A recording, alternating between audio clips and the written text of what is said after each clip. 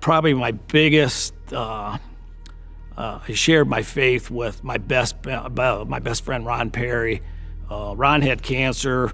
Him and I grew up. We went to high school together, and the guy knew football like nobody else, man. He knew every football player, baseball player, hockey. Well, Ron started getting pretty bad off, and Ron was not a believer at the time, and his wife kept calling me up saying, Mike, you got to get over there and talk to Ron. You got to get over there and talk to Ron. So as a believer, but this was my responsibility to share Jesus with him. So I finally went there with a friend of mine. We went to the hospital, and so we get there, we walk in the room.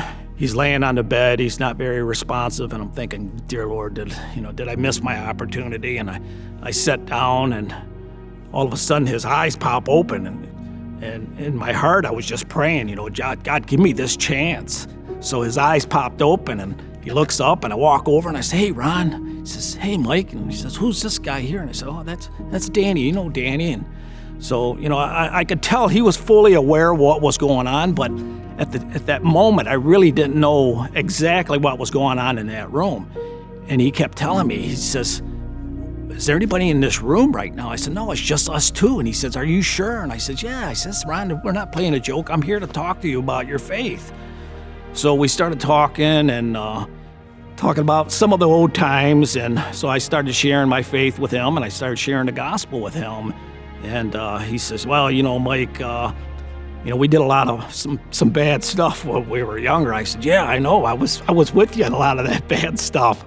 But I told him, I said, Ron, man, I said, God will forgive you, and he will cast those sins as far as the east is to the west if you just say yes to him.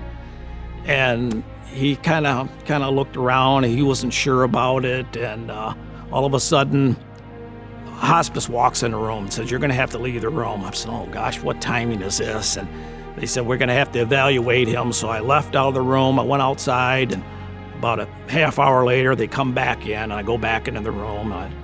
I shut the door, and I look at him. I says, okay, I'm going to pick up where we left off. He says, okay. He goes, but who's in the room? I said, Ron, there's nobody in the room. And he said, are you sure? He goes, I think someone else is in the room. And I had no idea what God was up to at the time.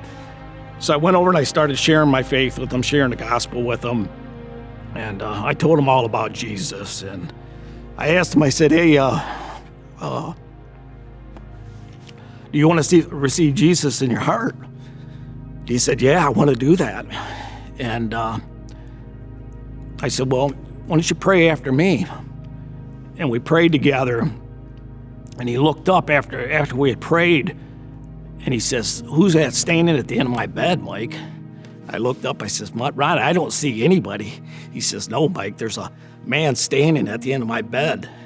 And right then, it hit me. I says, that's Jesus. He's at the end of his bed, and he's watching me. And he looked around, he opened up his eyes. I said, Ron, you don't have to cry anymore. I said, your pain's gonna be gone. I says, all this stuff you've been going through is going to be gone soon. And I said, you're going to live in for eternal. And he looked up and he said, where did all these people come from? And I looked around and I just thought of scriptures where it said that the heavenly hosts, and I would imagine that there was angels all in that room, and the whole time Ron had seen and heard these angels, and he's seen the living Christ.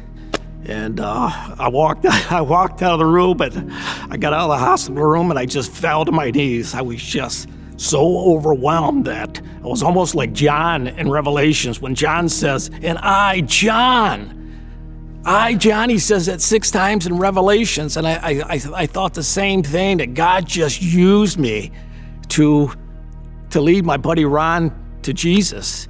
And unfortunately, the next morning, he went to be with the Lord at 9 o'clock the next morning. He had passed away.